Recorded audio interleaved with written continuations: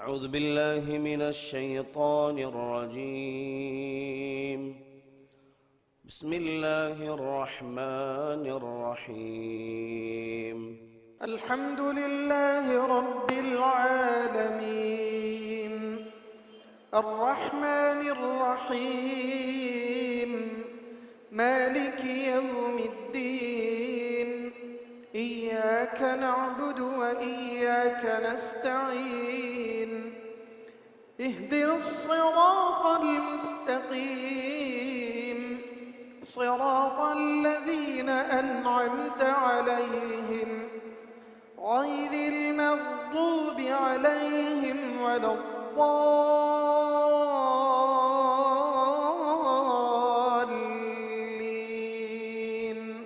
آمين.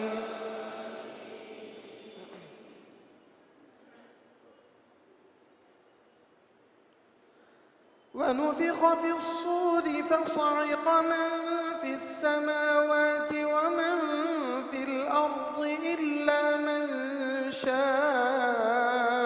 الله ثم نفخ فيه أخرى فإذا هم قيام ينظرون. وأشرقت الأرض بنور ربها ووضع الكتاب وجيء بالنبيين والشهداء وقضي بينهم بالحق وهم لا يظلمون. ووفيت كل نفس ما عملت وهو أعلم بما يفعلون. وسيق الذين كفروا إلى جهنم زمرا حتى إذا جاءوها فتحت أبوابها وقال لهم خزنتها ألم يأتكم رسل منكم يتلون عليكم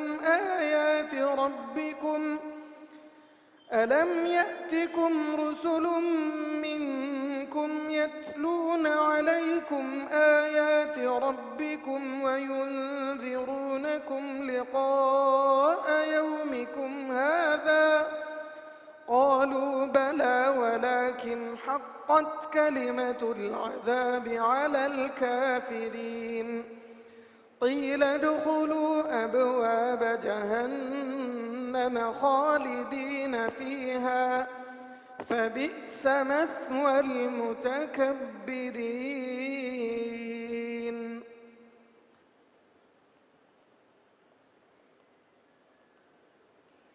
الحمد لله رب العالمين الرحمن الرحيم مالك يوم الدين إياك نعبد وإياك نستعين اهدنا الصراط المستقيم صراط الذين أنعمت عليهم غير المغضوب عليهم ولا الضالين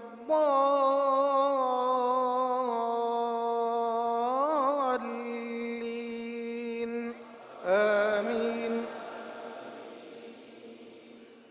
وسيق الذين اتقوا ربهم إلى الجنة زمرا حتى إذا جاءوها وفتحت أبوابها وقال لهم خزنتها سلام عليكم طبتم فادخلوها خالدين. وقالوا الحمد لله الذي صدقنا وعده وأورثنا الأرض نتبوأ من الجنة حيث نشاء فنعم أجر العاملين. وترى الملائكة حافين أولي العرش يسبحون بحمد ربهم وقضي بينهم بالحق وقيل الحمد لله رب العالمين. السلام عليكم ورحمة الله وبركاته. الحمد لله رب العالمين والعاقبة للمتقين والصلاة والسلام على أشرف الأنبياء والمرسلين وعلى آله وأصحابه أجمعين، أما بعد، فأعوذ بالله من الشيطان الرجيم. بسم الله الرحمن الرحيم. ومن آياته أن خلق لكم من أنفسكم أزواجا لتسكنوا إليها وجعل بينكم مودة ورحمة إن في ذلك لآيات لقوم يتفكرون. எல்லாம் வல்ல அல்லாஹ்வை போற்றி புகழ்ந்தவனாக, அன்னலார் பெருமானார் முஹம்மது ஸல்லல்லாஹு அலைஹி வஸல்லம் அவர்கள் மீதும், அன்னலாரின் வழி நெறி பிறலாது பின்பற்றி வாழ்ந்த நம் அனைவர்கள் மீதும் அந்த ஓர் இறையின் சாந்தியும் கருணையும் என்றும் நிலவட்டுமாக. கண்ணியத்துக்குரிய பெரியோர்களே, ஜமாத்தார்களே, அன்பு சகோதர சகோதரிகளே, இல்லங்களிலிருந்து தொலைக்காட்சியின் வாயிலாக இந்த திருமண நிகழ்ச்சியை பார்த்து கொண்டிருக்கக்கூடிய பாசத்துக்குரிய தாய்மார்களே, இந்த திருமண நிகழ்ச்சிக்கு செல்வதற்கு முன்னால் மணமக்களை பற்றிய ஒரு அறிமுகம். மர்ஹூம் பஷீர் அஹ்மத் அவர்களின் மகன் வழி பேரனும், மர்ஹூம் அஹ்மத் சித்திக் அவர்களின் மகள் வழி பேரனும், ஜனாப் BA சிராஜுத்தௌலா அவர்களின் அன்பு புதல்வன் ST உசாமா ஃபக்ஹி BTech மணமகனுக்கும், மர்ஹூம் K கஃபார் கான் அவர்களின் SK கஃபார் கான் அவர்களின் மகன் வழி பேத்தியும், மர்ஹூம் SK லுக்மான் ஹக்கீம் அவர்களின் மகள் வழி பேத்தியும், ஜனாப் குலாம் தஸ்தகீர் அவர்களின் அன்பு புதல்வி GT மும்தாஸ் முர்ஷிதா BA மணாலிக்கும் நடைபெற இருக்கக்கூடிய இந்த திருமண நிகழ்ச்சிக்கு எங்களின் அன்பு அழைப்பை ஏற்று வருகை தந்திருக்கக்கூடிய பெரியோர்கள், உலமா பெருமக்கள், அதை போன்று இங்கு வருகை தந்திருக்கக்கூடிய கண்ணியத்திற்குரிய சகோதரர் MLA வஹாப் மற்றும் SDB கட்சியின் மாநில தலைவர் சகோதரர் நெல்லை முபாரக் மற்றும் சகோதரர் பாலை ரஃபீக், சகோதரர் கோட்டூர் ரஃபீக், அதை போன்று மேலைப்பாளையம் முல்லை சையது அலி அவர்களையும், குடும்பத்தார்கள், ஊர் பிரமுகர்கள், ஜமாத்தார்கள், உள்ளூரிலிருந்தும் வெளியூரிலிருந்தும் வந்திருக்கக்கூடிய அன்பர்கள், நண்பர்கள் அனைவரையும் இரு மணமக்கள் வீட்டார் சார்பாக அன்புடன் வரவேற்கின்றோம். அஹ்லன் வ ஸஹ்லன் வ மர்ஹபா. இந்த நிகழ்ச்சியின் தொடக்கமாக இறைமறையின் வசனங்களை ஓதி துவக்கி வைக்க வருமாறு அன்புடன் அழைக்கிறேன். நமது அல் ஜாமில் அஸ்ஹர் ஹிஃபுது பிரிவின் மாணவர் முஹம்மது ரிஷாத் அவர்கள்.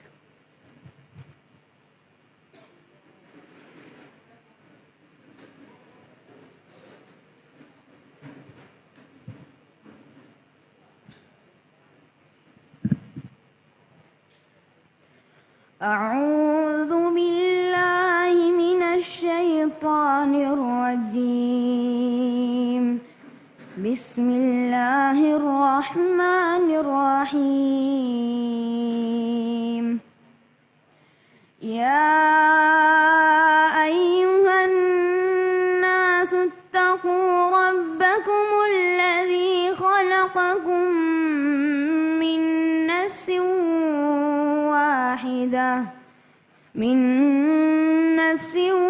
واحدة وخلق منها زوجها وبث منهما رجالا كثيرا ونساء واتقوا الله الذي تساءلون به والأرحام إن الله كان عليكم رقيبا وآتوا اليتامى أموالهم ولا تتبدلوا الخبيث بالطيب ولا تأكلوا أموالهم إلى أموالكم إنه كان حوبا كبيرا.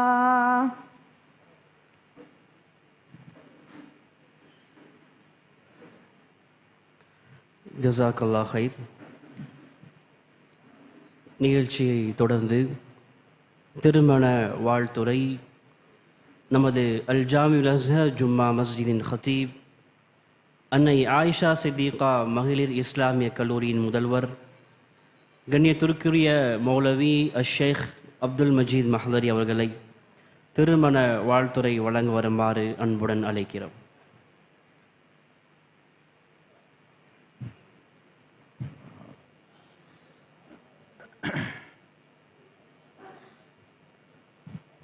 السلام عليكم ورحمة الله وبركاته. الحمد لله والصلاة والسلام على رسول الله وعلى آله وأصحابه أجمعين أما بعد فأعوذ بالله من الشيطان الرجيم بسم الله الرحمن الرحيم يا أيها الذين آمنوا اتقوا الله حق تقاته ولا تموتن إلا وأنتم مسلمون رب اشرح لي صدري ويسر لي أمري واحلل عقدة من لساني يفقهوا قولي. உலகத்திலேயே இறைவனுக்கு மிக உகப்பான இடமாகிய இறை இல்லத்தில் சிறப்பான நபிவழி திருமணத்தின் கலந்து மணமக்களை வாழ்த்தி துவா செய்ய வந்திருக்கிற பெரியவர்களே, சகோதரர்களே, நாம் அமர்ந்திருப்பது இறை இல்லம் பள்ளிவாசல். பள்ளிவாசலுக்கென்று சில கண்ணியங்களை நபிகள் நாயகம் ரசூலுல்லாஹி ஸல்லல்லாஹு அலைஹி வஸல்லம் செலுத்துமாறு நமக்கு கட்டளையிட்டிருக்கிறார். அந்த வரிசையில் எந்த பள்ளிவாசலுக்குள் நீங்கள் எந்த சந்தர்ப்பத்தில் நுழைந்தாலும் 2 ரக்காத்துக்கள் தஹிய்யத்துல் மஸ்ஜித் என்கிற காணிக்கை தொழுகை தொழாமல் அமர வேண்டாம் என்று ரசூலுல்லாஹி ஸல்லல்லாஹு அலைஹி வஸல்லம் அவர்கள் வலியுறுத்தி இருக்கிறார். எனவே அந்த சுன்னாவை நாம் எந்த பள்ளிக்கு சென்றாலும் எந்த சந்தர்ப்பத்தில் சென்றாலும் கடைபிடிக்கக்கூடிய ஒரு நிலையை நாம் உருவாக்கி கொள்ள வேண்டும் என்று முதலாக உங்களுக்கு எல்லோருக்கும் அறிவுரையாக சொல்லிக் கொள்கிறேன். அடுத்தது திருமணம். நபிகள் நாயகம் ரசூலுல்லாஹி ஸல்லல்லாஹு அலைஹி வஸல்லம் அவர்களுடைய காலத்தில் அன்று இருந்த அரபு மக்களுக்கு மத்தியில் திருமணம் என்பது ஒரு வகையான தவறான ஒரு கலாச்சாரமாக இருந்தது. இறைவனை மறந்து அவர்கள் இன்ப களியாட்டங்களில் தங்களை ஈடுபடுத்திக் கொள்வதற்கு விரும்பிய சந்தர்ப்பத்தில் விரும்பிய பெண்களோடு அவர்கள் எப்படி வேண்டுமானாலும் இணைந்து கொள்ளலாம் என்கிற ஒரு முறைதான் அன்றைய காலத்தின் திருமணமாக இருந்தது. எத்தனை பெண்களோடும் அவர்கள் தங்களுடைய இன்பங்களை பகிர்ந்து கொள்ளலாம். அந்த பெண்களை அடிமைப்படுத்தியவர்களாக அவர்கள் தங்களுடைய திருமண வாழ்க்கையை அமைத்திருந்தார். இப்படியான ஒரு தவறான கலாச்சாரத்தில் இருந்த மக்களுக்கு ஒழுக்க நெறியோடு வாழ வேண்டும் என்கிற அடிப்படையில் நபிகள் நாயகம் ரசூலுல்லாஹி ஸல்லல்லாஹு அலைஹி வஸல்லம் அவர்கள் திருமணத்தை ஒழுங்குபடுத்தினார். அப்படி ஒழுங்குபடுத்துகிற அந்த சந்தர்ப்பத்தில் சில நபித்தோழர்கள் இப்படியும் எண்ணினார்கள், திருமணத்தின் மூலமாக இறைவனை நாம் அடைவதற்கு மிகப்பெரிய தடைக்கல்லாக மாறிவிடும். எனவே முக்தி அடைய வேண்டுமானால், நாம் ஆன்மீகத்தின் உச்சத்தை அடைய வேண்டுமானால் திருமணம் செய்யாமலே இருக்க வேண்டும் என்கிற இப்படி தவறான முடிவை கூட எடுத்தார்கள். ஒரு பக்கத்தில் திருமணம் என்கிற அந்த உறவு கொச்சப்படுத்தப்பட்டு விரும்பிய பெண்களோடு கூடுகிற ஒரு நிலை, இதை ஒழுங்குபடுத்தும் விதமாக அழகிய முறையிலே ஒரு திருமண வழிகாட்டலை காட்டியிருக்கிற இந்த சந்தர்ப்பத்தில் சில நபித்தோழர்கள் இப்படி சிந்திக்கிறார். இறைவனை நெருங்க வேண்டுமானால் திருமணத்தை புறக்கணித்தால் தான் நெருங்க வேண்டும் என்கிற அந்த முடிவுக்கு வருகிறார்கள். இதுகளெல்லாம் நபிகள் நாயகத்தினுடைய பொன்மொழிகளை பதிவு செய்யப்பட்டிருக்கிறது. இப்படி முடிவெடுத்து அவர்களில் ஒருவர் இப்படி சொல்கிறார், நான் திருமணமே செய்ய மாட்டேன் என்கிற முடிவுக்கு வருகிறார். இதை கேட்ட நபிகள் நாயகம், நீ திருமணம் செய்யாமல் இருப்பதற்கு என்ன காரணம் என்பதை விசாரித்த பொழுது, இறைவனுடைய நெருக்கத்தை அடைய வேண்டுமானால் அதற்கு அமைதி தேவைப்படுகிறது. அமைதியாக இருந்தால்தான் இறைவனுடைய திருப்தியையும் இறைவனை நெருங்க ஒரு வாய்ப்பும் இருக்கிறது. எனவே அந்த அமைதி, திருமணம் முடித்தால் அப்படியான அமைதியை பெற முடியாது. எனவே மனிதர்கள் வசிக்காத ஒரு பகுதிக்கு சென்று எங்கேயாயிலும் ஒரு தனிமையில் அமர்ந்து இந்த உலகத்தோடு எந்த தொடர்பும் இல்லாமல் இறைவனை நெருங்குகிற ஒரு நெறியை நான் ஏற்படுத்திக் கொள்வதற்காக வேண்டி இப்படி முடிவெடுத்தேன் என்று சொல்லுகிற பொழுது நபிகள் நாயகம் அப்பொழுதுதான் சொன்னார்கள், அன் நிகாஹு மின் சுன்னதி ஃபமர் ரகிப அன் சுன்னதி ஃபலைஸ மின்னி. திருமணம் எனது வழிமுறை, அதை யார் புறக்கணிக்கிறார்களோ அவர்கள் எம்மை சார்ந்தவர் அல்ல. கருத்தாவது, ஒரு மனிதன் திருமணத்தை புறக்கணித்து விட்டால் அவர் இஸ்லாத்தின் வட்டத்தை விட்டே வெளியில் சென்று விடுவார். அதோடு நிறுத்தவில்லை, அவர்கள் தாங்கள் ஆன்மீகத்தின் உச்சத்தை திருமணத்திற்கு பிறகும் நான் அடைந்திருக்கிறேன் என்பதை அவர்கள் வலியுறுத்தி காட்டினார். அதை செயல்படுத்தியிருக்கிறேன் என்பதை எடுத்து சொன்னார்.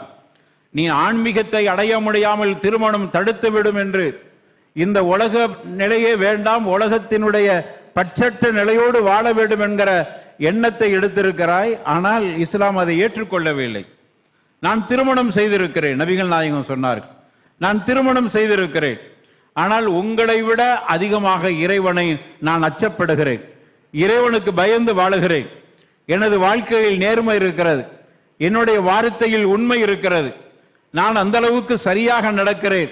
இது இந்த உலகத்தில் வாழுகிற இங்கு என்னை பற்றி தெரிந்த அனைவர்களும் ஏற்றுக்கொண்ட உண்மையாக இருக்கிறது. ஆனால் நான் திருமணம் செய்திருக்கிறேன்.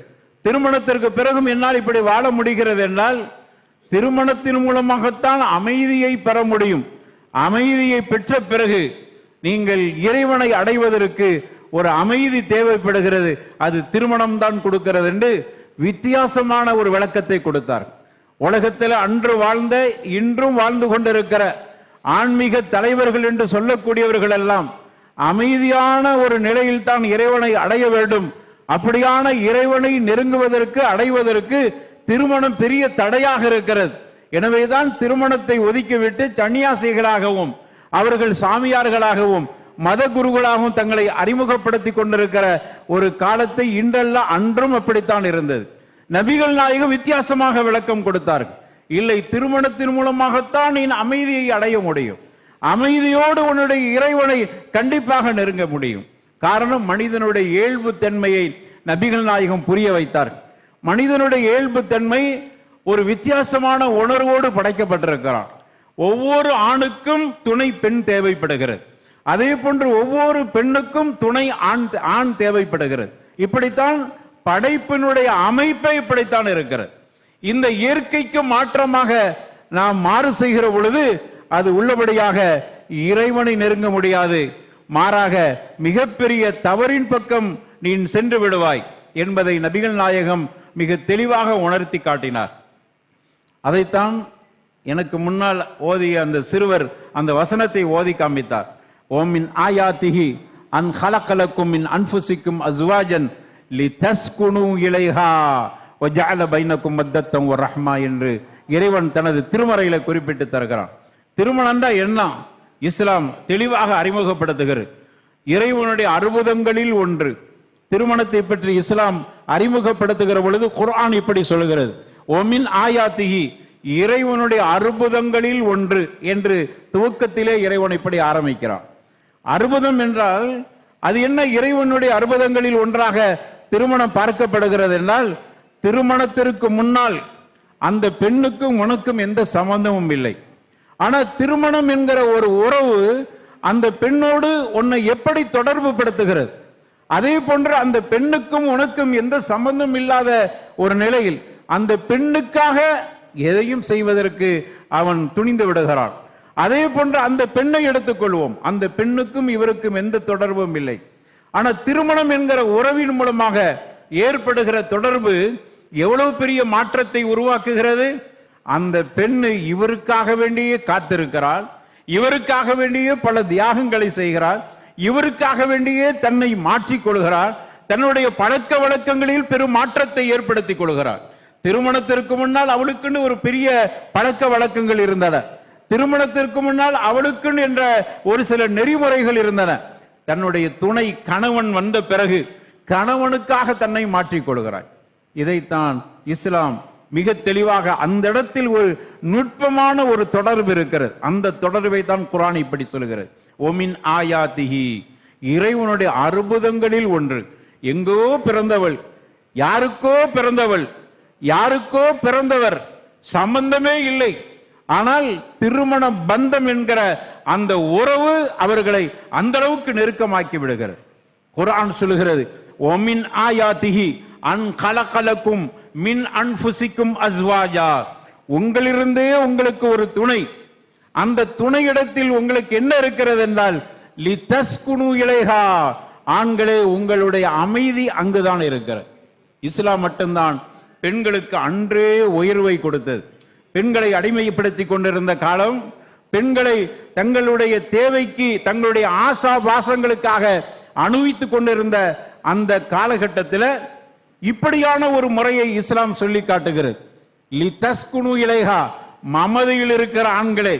எந்த அளவுக்கு என்று சொன்னால், பெண் என்று சொல்லக்கூடியவர் பலகீனமானவள், அவளுக்கென்று எந்த உரிமையும் இல்லை என்று சொல்லிக் கொண்டிருந்த அந்த காலகட்டத்திலேயே இஸ்லாம் சொல்லியது, ஆண்களே உங்களுக்கு அமைதி வேண்டுமானால் லிதஸ்குனு இலைஹா, பலகீனமான பெண் என்று சொல்கிறாய், அவள் உனக்காக வேண்டி உன்னை அடிமை, நீ அவளை அடிமைப்படுத்துவதற்காக வேண்டிய படைக்கப்பட்டதாக கருதுகிறாய், ஆனால் அந்த பெண்ணிடத்தில் தான் உனக்கு அமைதி இருக்கிறது என்பதை குர்ஆன் அவ்வளவு தெளிவாக சொல்லி பெண்களினுடைய உயர்வை இந்த வசனம் தெளிவுபடுத்துகிறது.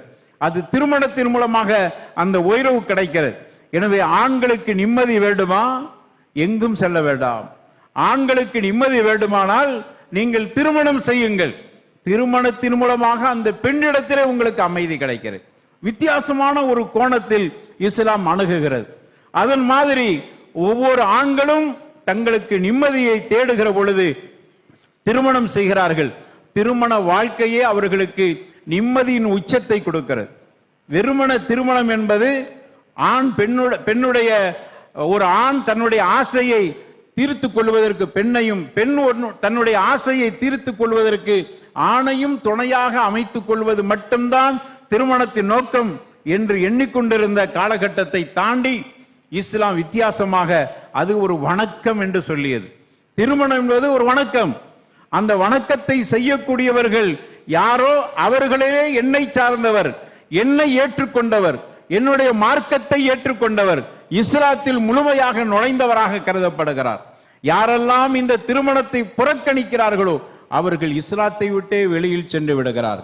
காரணம், இதன் மூலமாக நீ ஆன்மீகத்தின் உச்சத்தை அடைய முடியும். இஸ்லாம் எப்படியே சொல்கிறது, திருமணத்திற்கு பிறகு இறைவன் மீது அவன் கூடுதல் அச்சப்பட வேண்டியிருக்கிறது.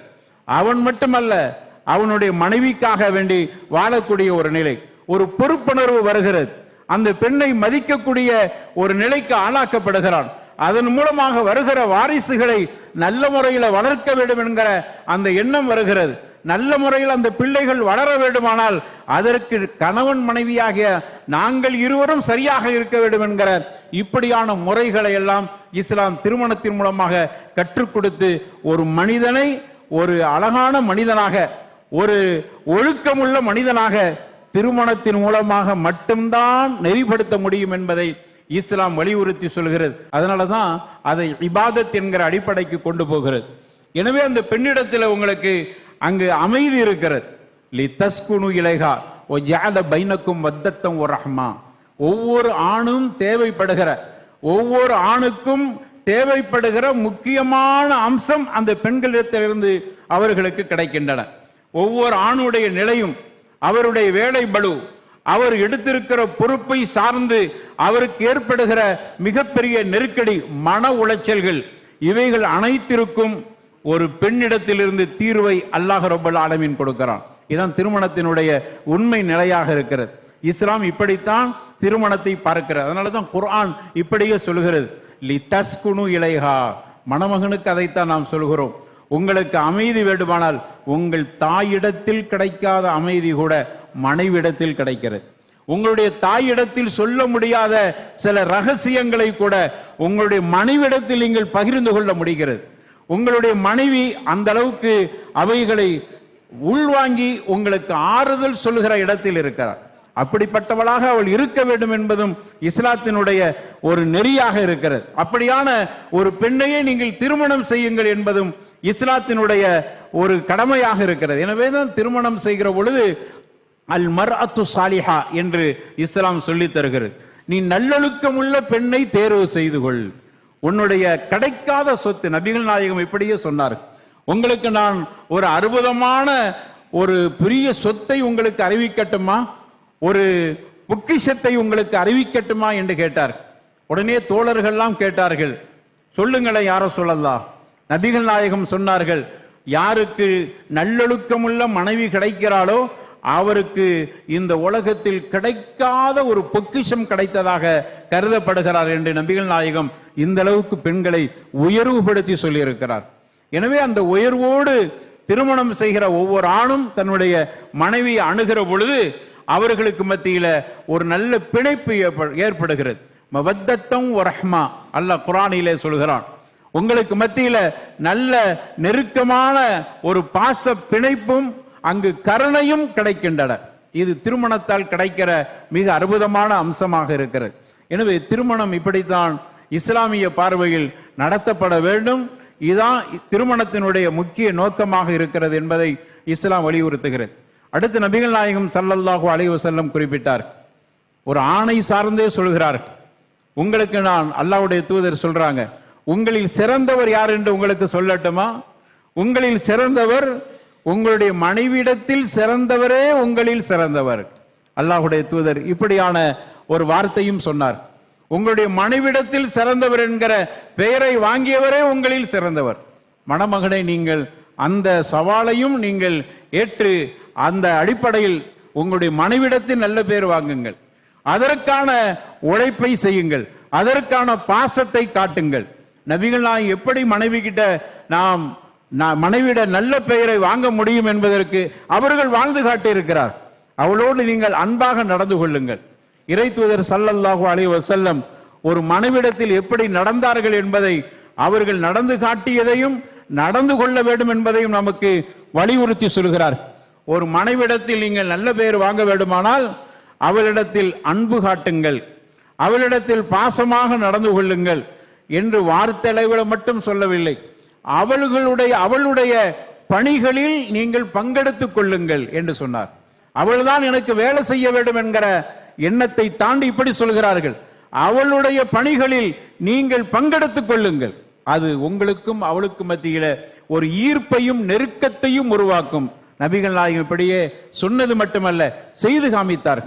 ஆயிஷா நாயகி என்கிற நபிகள் நாயகத்தினுடைய மனைவியிடத்தில் போய் இறை தூதருடைய தோழர்கள் போய் கேட்கிறார், நபிகள் நாயகம் உங்களிடத்தில் எப்படி நடந்து கொள்வார் என்ன? இறை தூதர் இப்படியே சொல்லி காட்டினார், உங்களில் சிறந்தவர் உங்களுடைய மனைவிடத்தில் சிறந்தவரே உங்களில் சிறந்தவர். அதோடு நிறுத்த இல்லை, அடுத்து சொன்னார்கள், நான் எனது மனைவிடத்தில் நல்ல பேர் வாங்கிவிட்டேன் என்று குறிப்பிட்டார். நான் என்னுடைய மனைவிடத்தில் நல்ல பேர் வாங்கிவிட்டேன், ஊருக்கு உபதேசம் என்கிற அடிப்படையில் சொல்லவில்லை, என்னுடைய மனைவிடத்தில் நல்ல பேர் வாங்கிவிட்டேன் என்று நபிகள் நாயகம் சொன்ன பிறகு நபி தோழர்கள் நபிகள் நாயகம் சொல்வது சரியா, உண்மைதான் சொன்னார்களா என்று சோதிப்பதற்காக போய் கேட்கவில்லை. ஆனாலும் கூட இறை தூதருடைய தோழர்கள் அவர்களுடைய மனைவி கிட்ட போய் கேட்கிறாங்க, உங்களிடத்தில் நபிகள் நாயகம் எப்படி நடந்து கொண்டார்கள்? அந்த மனைவி சொல்றாங்க, ஒரு கணவன் எப்படி நடந்து கொள்ள வேண்டுமோ அப்படியே நடந்து கொண்டார்கள்.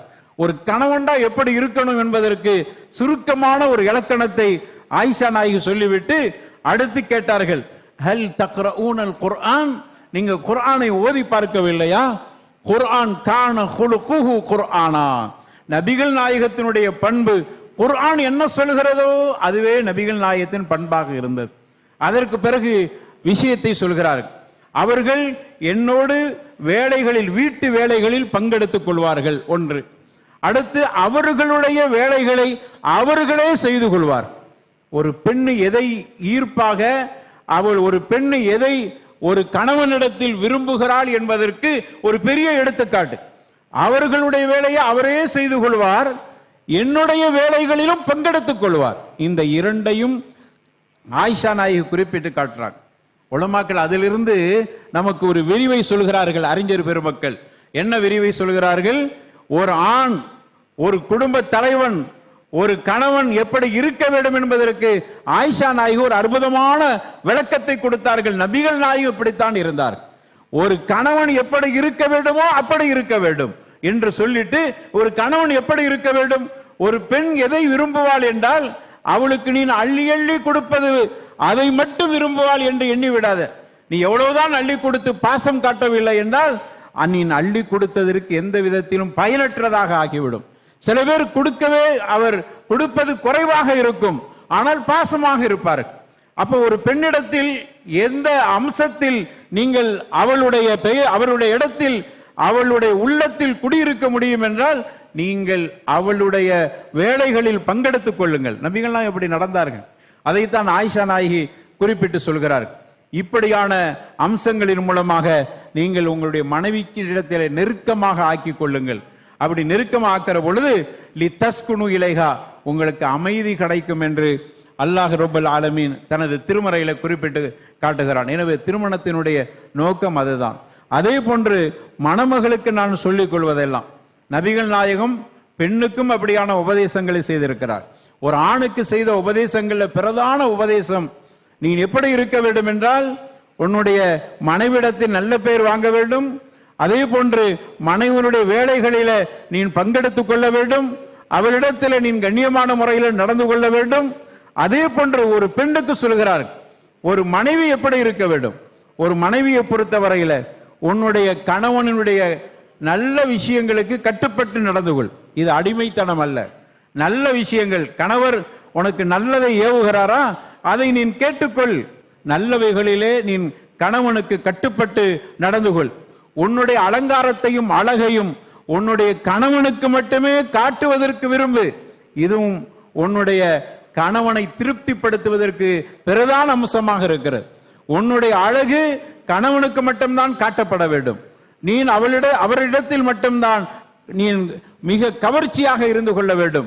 அப்பொழுதுதான் உன் மீது அவர் பாசத்தை நேசத்தை வைப்பார். இது பிரதானமாக சொல்லப்படுகிறது.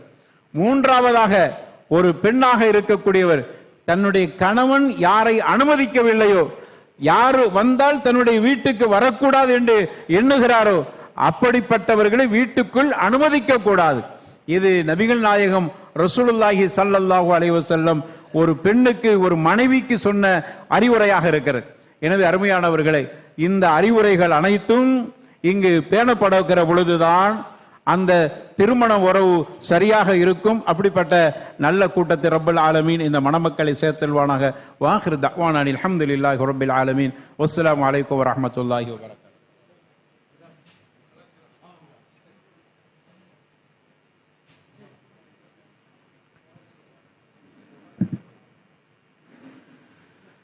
ஜஸாக்கல்லாஹ் ஹைரா.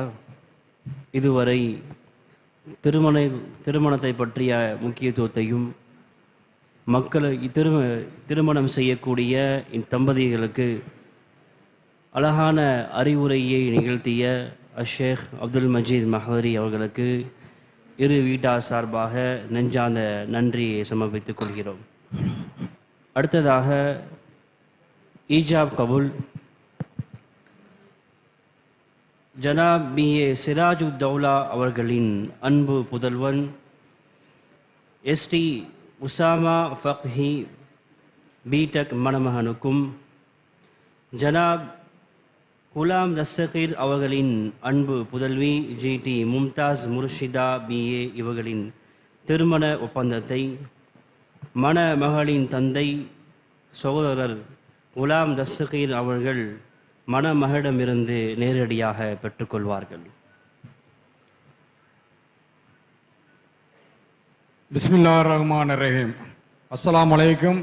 எனது மகள் மும்தாஜ் முர்ஷிதாவை தாங்கள் தருவதாக ஒப்புக்கொண்ட 90 கிராம் தங்க நகை மகருக்கு அவளது மனப்பூர்வமான சம்மதத்துடன் இச்சபையோர் சாட்சியின் தான் தங்களுக்கு நிக்காஹ் செய்து தருகிறேன். இதை மனப்பூர்வமாக ஒப்புக்கொண்டீர்களா? சம்மதம். சம்மதம். بارك الله لك وبارك عليك وجمع بينكما في خير.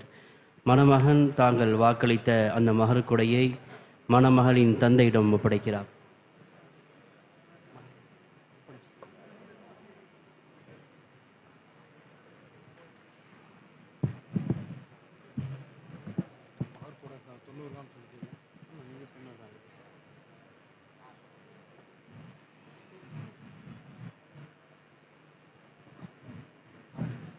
அல்லாஹ் உங்களுக்கு அகத்திலும் புறத்திலும் அருள் புரிவானாக. உங்கள் இருவரையும் நற்காரியங்களில் ஒன்று சேர்ப்பானாக.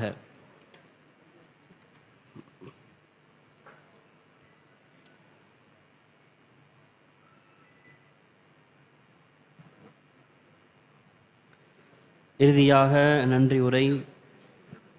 எங்களுடைய அன்பான அழைப்பை ஏற்று பெருந்திரளாக வருகை தந்திருக்கக்கூடிய பொதுமக்கள், ஜமாத்தார்கள், உற்றா உறவினர்கள், உள்ளூரிலிருந்தும் வெளியூரிலிருந்தும் வந்திருக்கக்கூடிய சகோதரர்கள் அனைவருக்கும் இரு வீட்டாரின் சார்பாக நெஞ்சார்ந்த நன்றியை சமர்ப்பித்துக் கொள்கிறோம். இத்திருமண நிகழ்ச்சி மிகச் சிறப்பாக நடைபெற நம்முடைய பள்ளியை தந்து உதவிய அல் ஜாமில் அஸ்ஹர் ஜும்மா மஸ்ஜித் நிர்வாகத்திற்கும் மணமக்கள் இரு வீட்டார் சார்பாக நெஞ்சார்ந்த நன்றியை சமர்ப்பித்துக் கொள்கின்றோம். ஜஸாக்கல்லாஹ் ஹைரா. இத்தோடு இந்த திருமண நிகழ்ச்சி நிறைவுறுகின்றது.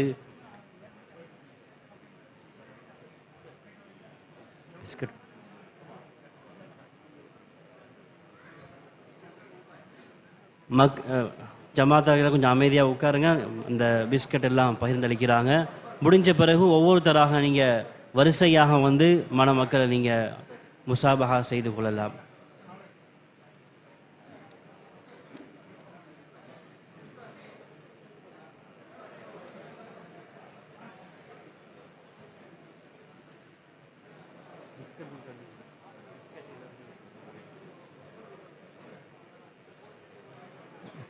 முடிச்சுக்கிறோமா?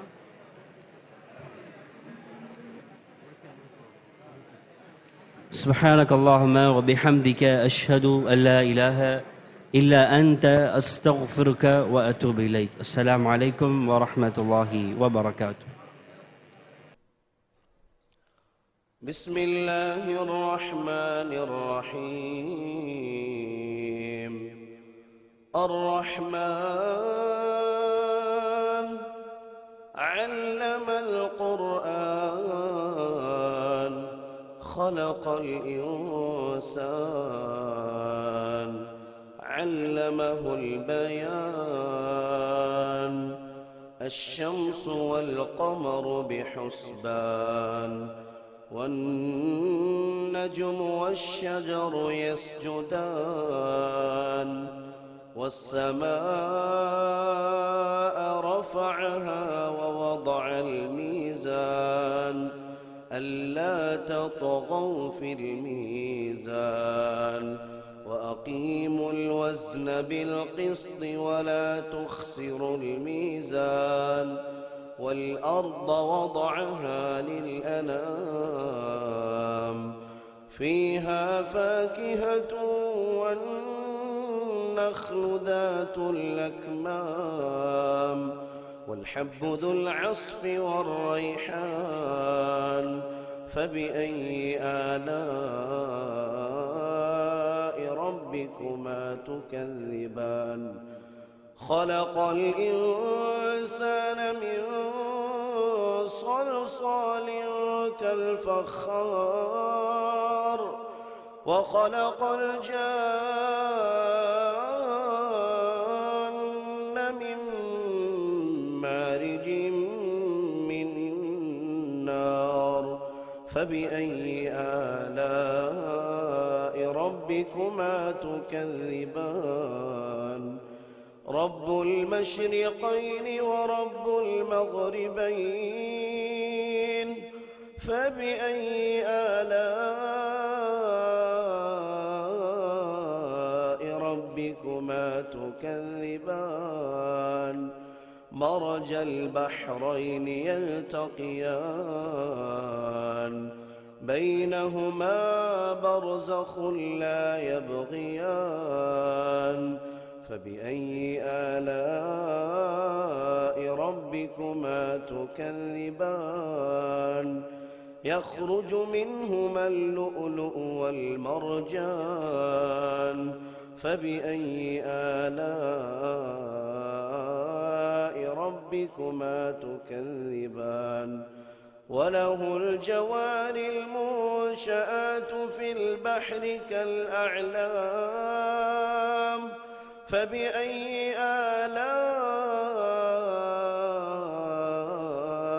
ربكما تكذبان كل من عليها فان كل من عليها فان ويبقى وجه ربك ذو الجلال والإكرام كل من عليها فان ويبقى وجه ربك ذو الجلال والإكرام فبأي آلاء ربكما تكذبان يسأله من في السماوات والأرض كل يوم هو في شأن فبأي آلاء ربكما تكذبان سنفرغ لكم أيها الثقلان فبأي آلاء ربكما تكذبان يا معشر الجن والإنس إن استطعتم أن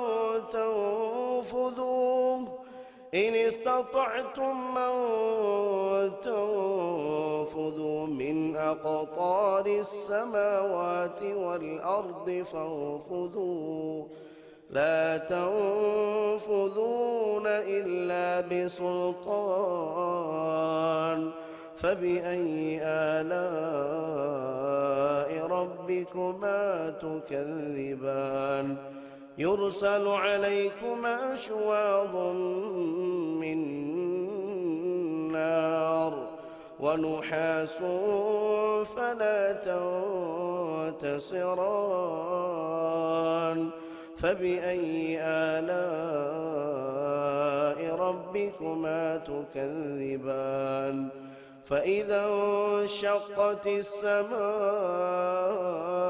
فكانت وردة كالدهان فبأي آلاء ربكما تكذبان فيومئذ لا يسأل عن ذنبه إنس ولا جان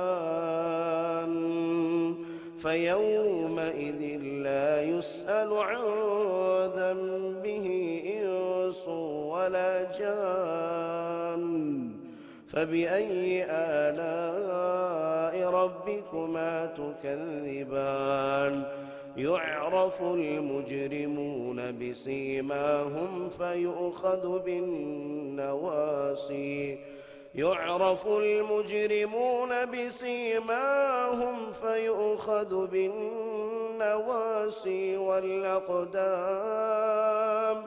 فبأي آلاء ربكما تكذبان هذه جهنم التي يكذب بها المجرمون يطوفون بينها وبين حميم آن فبأي آلاء ربكما تكذبان ولمن خاف مقام ربه جنتان فبأي آلاء ربكما تكذبان ذواتا أفنان فبأي آلاء ربكما تكذبان الحمد لله رب العالمين الرحمن الرحيم مالك يوم الدين إياك نعبد وإياك نستعين اهدنا الصراط المستقيم صراط الذين أنعمت عليهم غير المغضوب عليهم ولا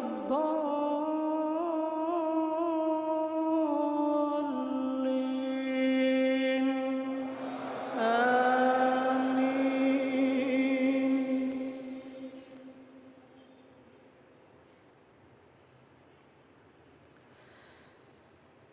إن الذين يلحدون في آياتنا لا يخفون علينا أفمن يلقى في النار خير أم من يأتي آمنا يوم القيامة اعملوا ما شئتم إنه بما تعملون بصير.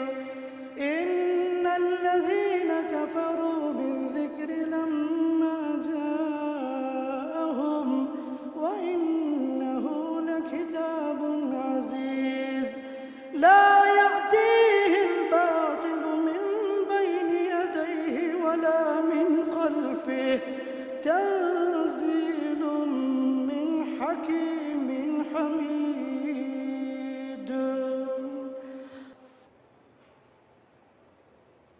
الحمد لله رب العالمين الرحمن الرحيم مالك يوم الدين إياك نعبد وإياك نستعين اهدنا الصراط المستقيم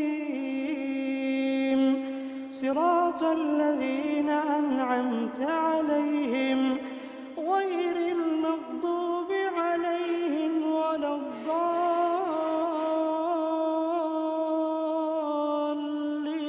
الضالين آمين.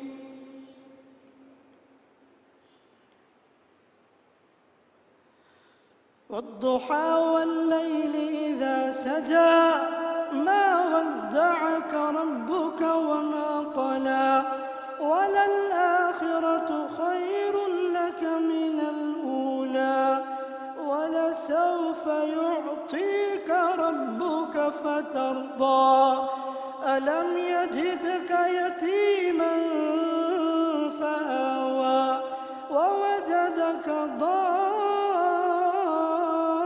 ضالا فهدى ووجدك عائلا فأغنى فأما اليتيم فلا تقهر وأما السائل فلا تنهر وأما بنعمة ربك فحدث. الحمد لله رب العالمين الرحمن الرحيم مالك يوم الدين إياك نعبد وإياك نستعين اهدنا الصراط المستقيم صراط الذين أنعمت عليهم غير المغضوب عليهم ولا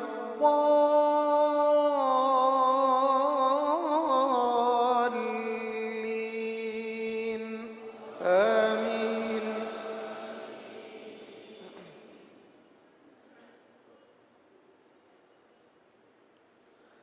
ونفخ في الصور فصعق من في السماوات ومن في الأرض إلا من شاء الله ثم نفخ فيه أخرى فإذا هم قيام ينظرون وأشرقت الأرض بنور ربها ووضع الكتاب وجيء بالنبيين والشهداء وقضي بينهم بالحق وهم لا يظلمون ووفيت كل نفس ما عملت وهو أعلم بما يفعلون. وسيق الذين كفروا إلى جهنم زمرا حتى إذا جاءوها فتحت أبوابها وقال لهم خزنتها ألم يأتكم رسل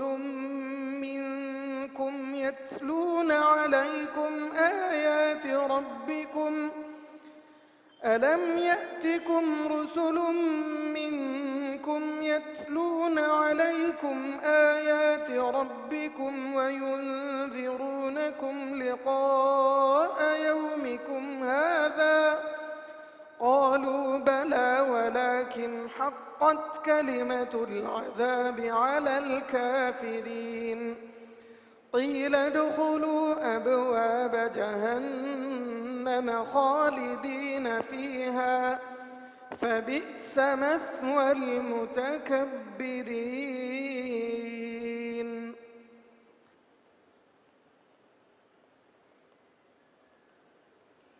الحمد لله رب العالمين الرحمن الرحيم مالك يوم الدين إياك نعبد وإياك نستعين اهدنا الصراط المستقيم صراط الذين أنعمت عليهم غير المغضوب عليهم ولا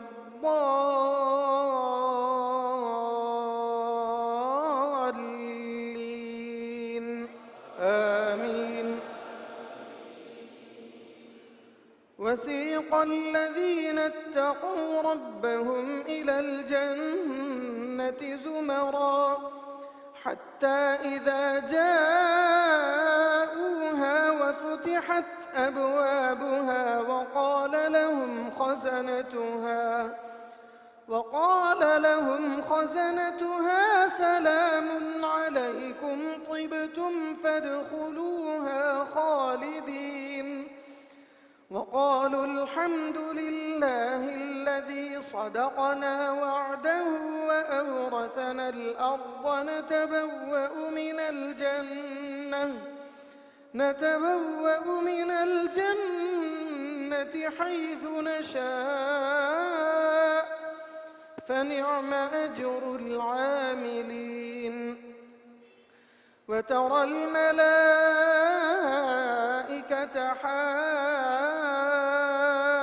حافين من حول العرش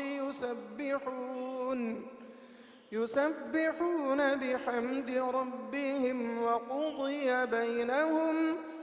وقضي بينهم بالحق وقيل الحمد لله رب العالمين.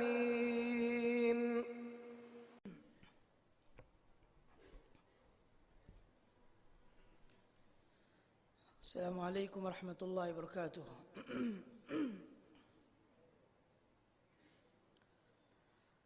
أعوذ بالله من الشيطان الرجيم. بسم الله الرحمن الرحيم.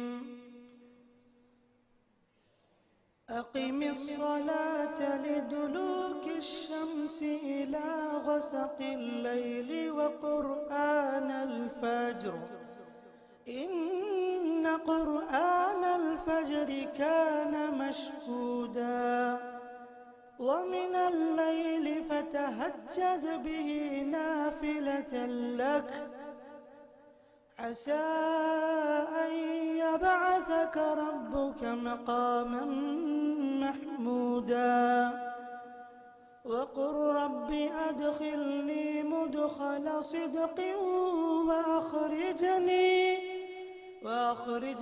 مخرج صدق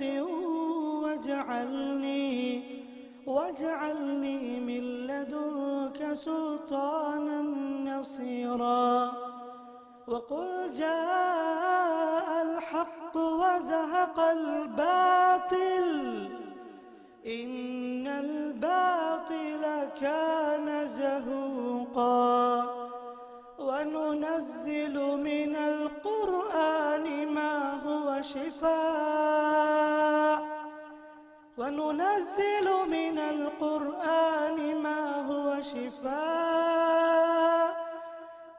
هو شفاء ورحمة للمؤمنين ولا يزيد الظالمين إلا خسارا وإذا أنعمنا على الإنسان أعرض ونأى بجانبه وإذا مسه الشر كان يئوسا قل كل يعمل على شاكلته فربكم أعلم بمن هو أهدى سبيلا.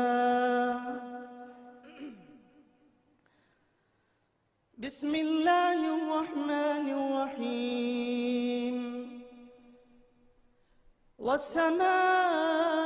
والسماء والطارق وما أدراك ما الطارق النجم الثاقب إن كل نفس لما عليها حافظ فلينظر الإنسان مما خلق من ماء دافق يخرج من بين الصلب والترائب إنه على رجعه لقادر يوم تبلى السرائر فما له من قوة ولا ناصر والسماء ذات الرجع والأرض ذات الصدع إنه لقول فصل وما هو بالهزل إنهم يكيدون كيدا وأكيد كيدا فمهل الكافرين أمهل